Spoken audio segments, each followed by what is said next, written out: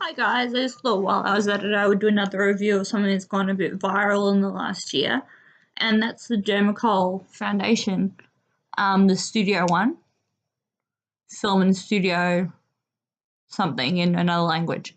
I bought this off the Dermacol website, so it cost me about, I want to say $45. But it's really, really, really worth it. I have to use high-end makeup anyway because of my sensitive skin, and I'm used to paying $70 to $100 for foundation. I got on the Dermacol website, looked up the ingredients to this. There is nothing in it that I am allergic to, and I am very pale. This is their palest shade. I'm not sure what shade it is, but it's the palest one they have. I think it's 201, I think. From memory. I'll show you a little bit on my face. I use not even a pea-sized amount on my entire face. I just put a little bit and like dot, dot, dot, dot, dot, dot, dot, dot, dot, dot, dot, dot, dot, dot, swish, dot, dot, dot. And then I blend it in with the blending, like a stippling brush. And that covers my entire face. And when I say not even a pea-sized amount, I really mean it. It's so pigmented. I'll show you on, I've got a tattoo on my wrist. Right, it's a black tattoo. Put a little bit on there. Come out. It's very thick, which is why you don't need much. And it's supposed to be 50% pigment, and I believe that. So that's the little bit I've put on there, and I will just go like that. Try to blend it out a little bit. My wrist is not as light as my face, or not as light as I like to have my face anyway. But voila, the tattoo is gone. Gone. And the little bit I have left on my finger, I'll show you on this side of my face. That was the little bit I had on my finger. That was nothing. Absolutely nothing. And that's like enough to cover about an inch squared. I'll take that off when I'm done with this video. But it's just, and it's waterproof, even if you don't seal it with powder, which is great if you cry a lot like me.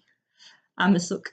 Everything makes me cry. I was crying over homeless people just a few months ago, just because I didn't want them to be homeless. And I cried when I saw my nephew for the first time, and I cried when my sister went into labour, and I cried when my partner got his new job, and I cried when we got our new puppy, and I cried when we got our new kitten. I am very emotional. I'm very in touch with my feminine side, I think. But yeah, that's a great product. You can get really good dupes on eBay actually for between $12 and $20, and they work just as well. I've got a couple of them stashed away in the front room where all of our packed up stuff is. But I've been using this for over a year, and that's how much I've used. It's still basically full. I've used hardly anything of it. This foundation will last you, even if you wear makeup every day like I usually do when I'm not sick, this foundation will last you for easily 2 years. And it doesn't lose its quality over time, where I find I was using the Bobbi Brown stick foundation in their lighter shade, which I didn't really like. It wasn't quite the right tone for me, but I bought it, so, and it was $74, so I was going to use it. And I used that till it was gone, and that you had to put a lot of that on. You had to kind of layer that to get a full coverage. And that was the highest coverage thing they said that they had at Mecca Maxima, which is a makeup store in Australia. I don't know if Mecca Maxima exists outside of Australia. I'm not sure. but it's kind of like Sephora, but it has different brands of Sephora. We have Sephora here as well, but I just don't go in there really much because the staff are really pushy and annoying, and they don't give out nice samples. So there. At Make a Maximum, they give you huge samples if you ask for them, and they'll give you up to 3 samples at a visit. And if you have a wig like me, you can go in the next day with different makeup and a wig on and get more samples. Which is a bit naughty, but it's good if you're on a budget like I am. Yeah, I can't talk highly enough of this foundation. Like, even when you are sick and pale and have bags under your eyes, I've stopped using concealer almost completely. I only use it when I have really dark circles. And I'm actually getting a new concealer in the mail shortly, which I will review. I use a white concealer, like pure white, or a violet concealer, like lavender violet concealer, because I do want that pale, gothic, grungy look.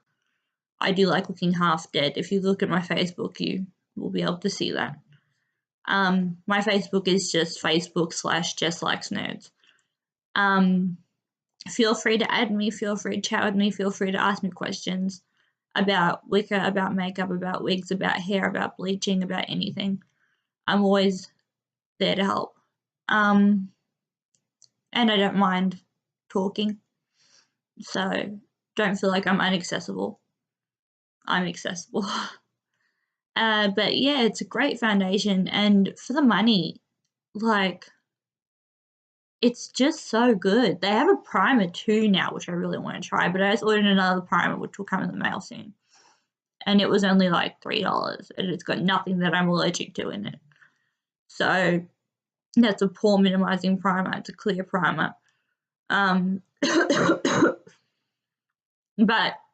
I don't think it's as silicone-y as I used to use the Too Faced Hangover Primer, but it was really silicone-y. And I found that it almost made the foundation slip off in places instead of making it adhere. So I'm just going to chuck my glasses back on. I don't care how reflective they are. I'm sick of squinting. So